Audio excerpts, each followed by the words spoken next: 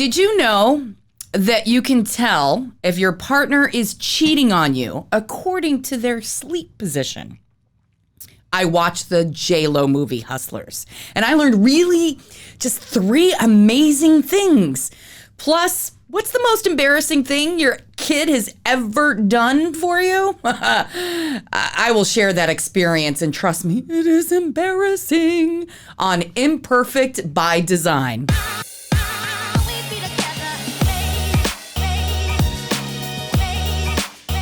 Welcome. It's Imperfect by Design, and this is a podcast that's created for everyone that realizes that the life that's painted in social media, the need to be perfect all the time, it isn't the truth. The truth is life is not perfect. Things go wrong. And what can we do about it? We can laugh about it. And we can share our stories and come together and just have a good time.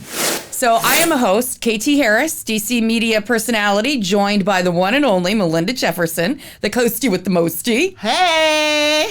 Now, Melinda, you've been working on a special project in the TV world that we have not discussed before. What is it?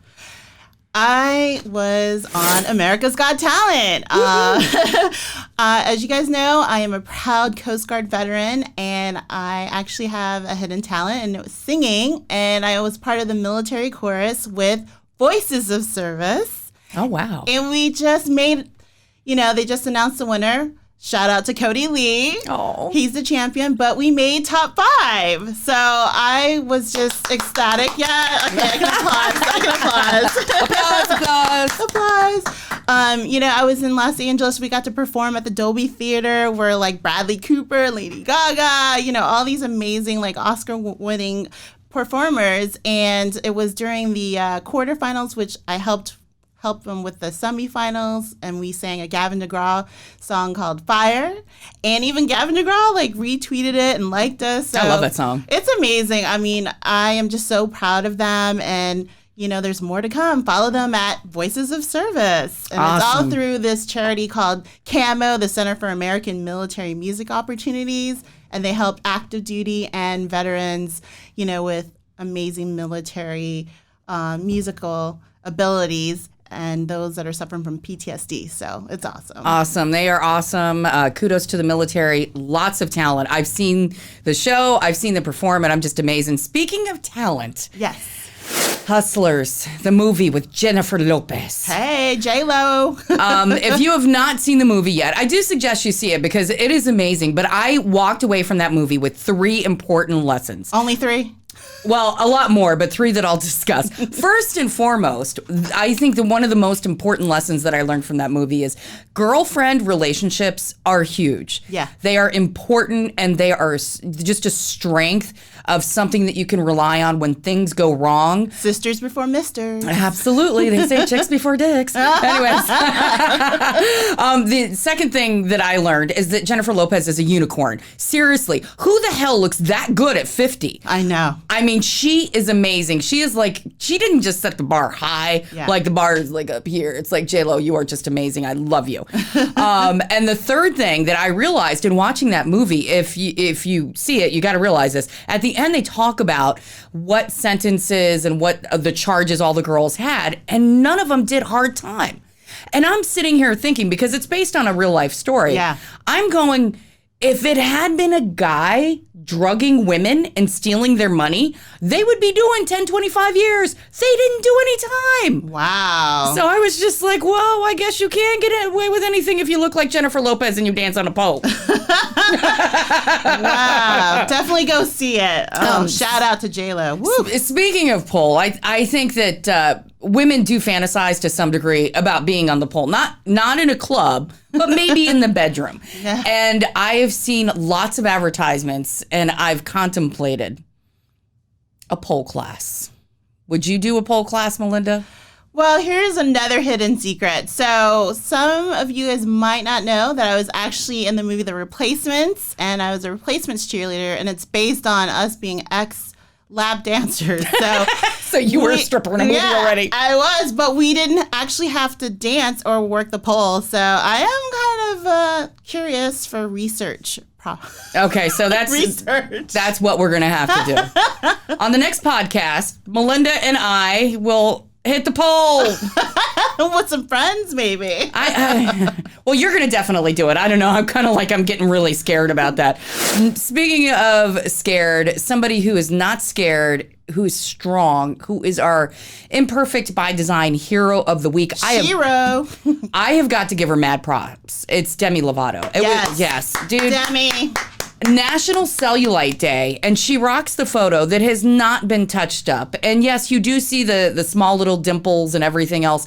But I'm going to say this. It's one thing for us to go out in our bathing suit and be a little shy and be a little scared. But when you are in the spotlight and you have had the struggles that girl has had to go through, that's right. And you just bear it all. High five. Thank you, Demi, for proving that it's okay to be imperfect by design. Right. All right. So next up, Mom Minute. We have a very special person on the phone with us. She is an incredible mom. She works over at iHeart. Her name is Danielle Deverell. And with Danielle today, because she is a mom, we have got to discuss the fact that there is a story about a woman who is totally embarrassed by her kids. One child in particular. It was school time, back to school time. Mom says to the little girl, because the little girl says, Mom, I need some lotion. She goes, oh, just go to the nightstand, pick it up, grab the lotion. The next thing you know, she gets a call from the school, and her teacher is explaining to her that your daughter did not bring lotion. She gets to the school. It turns out her daughter picked up her mom's KY jelly. K what? KY. Oh my gosh. Can you talk about embarrassing? Now, of course, she laughed about it because, of course, it's just something silly, and kids do that. Kids do have a tendency to embarrass you. Danielle, I do have to ask as a mom, because you have 2 kids. Yes. Have they ever embarrassed you? Not so much like that. I keep the toys hidden pretty well.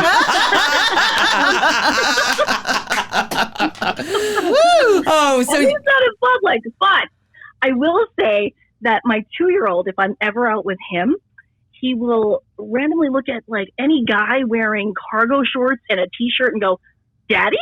And I'm like, oh my gosh, no. Oh my gosh, I swear, he really has a dad. I'm so sorry. Oh my God, that is hysterical. Oh, now Melinda has got twins. Yeah. Well, they're not your twins. Yeah, being the auntie, the cool auntie, taking care of some twins, and I noticed that they were like super, super quiet, and I walk into the room and they smothered Vaseline all over their hair, their body. And they're like, look, Auntie, don't we look pretty? And I'm like, OMG, help me now. How do you get all this Vaseline off of them? That's when you decide which ones you're going to throw out. No, I love them both, but let's just say bath time was like 3 hours long. It was the most disgusting, to wash it out. It was so mushy. So much so. Well, Danielle, you mentioned about keeping the toys well hidden. My child. Yes. Okay, so I was living with my brother at the time, single mom, living with my brother, and I worked nights in radio, so he would watch him at night. So like mid-evening, I'm taking a shower, and I hear my brother laughing hysterically, and he's going, go give it to your mother. Go give it to your mother. What? And I'm like in the shower, and I'm like going, Nicholas, whatever it is, just put it away. I don't have time for this. I got to go to work. I walk out of the shower. And when I walk out of the shower, he is holding a toy, mommy's toy. Oh, special toy. Oh my God. Which was a toy that somebody gave me as a novelty gift, I swear. Rabbit? And he's sitting there going, Mommy, the flashlight doesn't work. And he keeps turning it on. Oh my God. Oh my God. Can you imagine? You're living with your brother? Oh my God. And my brother is just laughing hysterically. Oh my God. I wish I was kidding with that one, but I am not. All right. So the next story, just real quick. Did you know that you can tell that your partner is cheating on you according to their sleep position? All right. So their sleep position could indicate whether or not, and this is how. Now, Danielle, you're married, right? Yes, I am. Okay. So this is what you should be concerned for, and this is what you should be on the lookout for, especially Melinda, you're dating too.